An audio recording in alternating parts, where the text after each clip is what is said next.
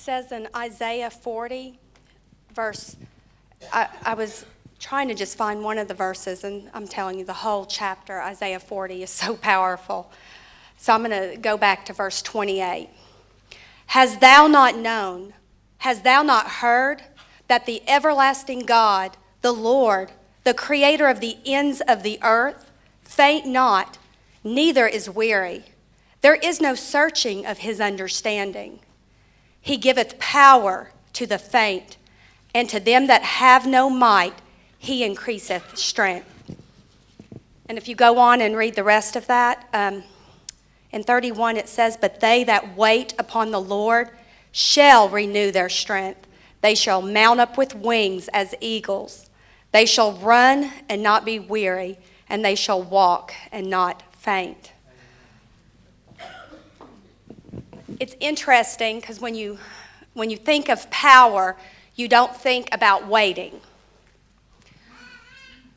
When we think about power in the world, when we think about character and people, to be powerful is to force somebody. To be powerful is to take what you want and to take it now.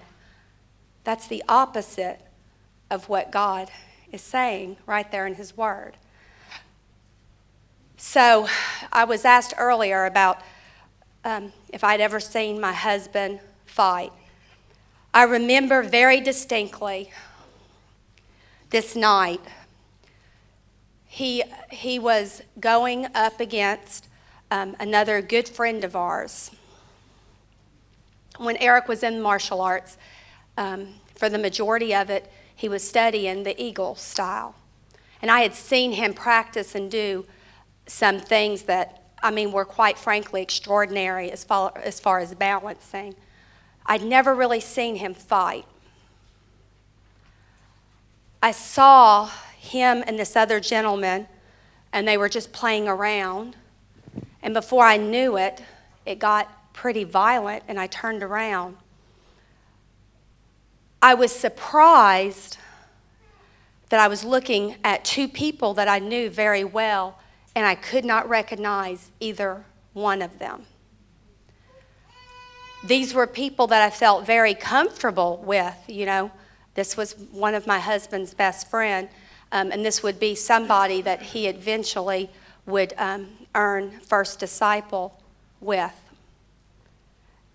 And it's like they weren't even there. When Eric and I got married, I'd accepted the Lord, and he was drawn back to the Lord. So when we got married, I saw us entering a marriage that we were both Christians. We were going to church on the Sabbath. We were doing all the right stuff. I never saw us ending in divorce because, you see, Christians don't get divorced. I don't know if y'all are aware of that, but that's what I thought. And it's funny, now that I even hear those words, it's almost comical that I thought that Satan wouldn't attack a Christian home. Because who is he going to attack? A Christian home. But in my head, that was, where I was going to be fine. Other people, maybe they have a problem, but not my home. There were changes that transpired throughout our marriage. As I had mentioned last night, I'm stubborn, and he's stubborn. And so we had the regular arguments that you have, and we didn't always see things eye to eye. But I saw a drawing away. Eric was involved in this, and they would go out to churches, and they would share this with youth groups. And it looked like it was great on the outside. All of the right things were being said, but yet self was being exalted. Now, when I think of self being exalted, and I think of power, and you look in the mirror and you're thinking how great I am, and I can do this and I can do that. See, in martial arts, they say it's a very humble sport. But if it's so humble, why are we worried about people attacking all the time? And if it's such a humble sport, why do we want to talk about your humility all the time? And why are we talking about you all the time and your master and what they can? I saw a lot of competition happening. and let somebody say something to one of the high ranks, or better yet, to the master, that was disrespectful, that humility was gone then. I saw a change, and one thing was being said, but a very different face was being shown at certain times.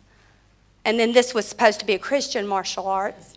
I saw people talking about other people and almost enjoying other people's weakness and making fun, backbiting. It was not a spirit that was showing this humility that the martial arts is always promoting.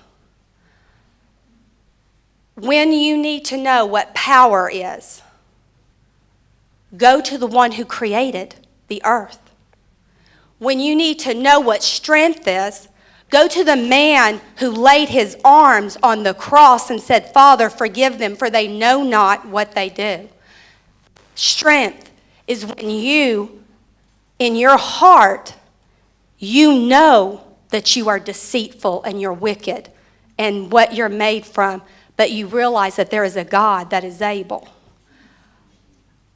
The child that you look at, the strength and the power that they have because they love the person that looks different and they don't have to make fun of people. True humility is not seen in the people that are talking about how humble they are all the time.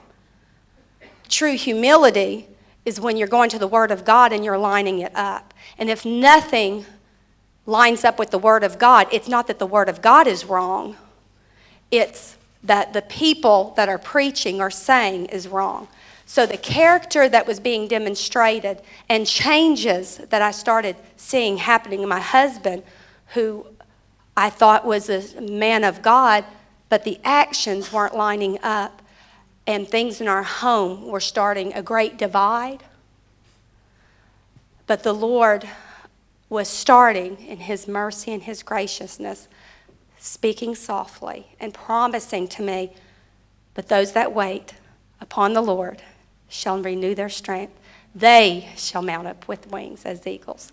They shall run and not be weary. They shall walk and not faint.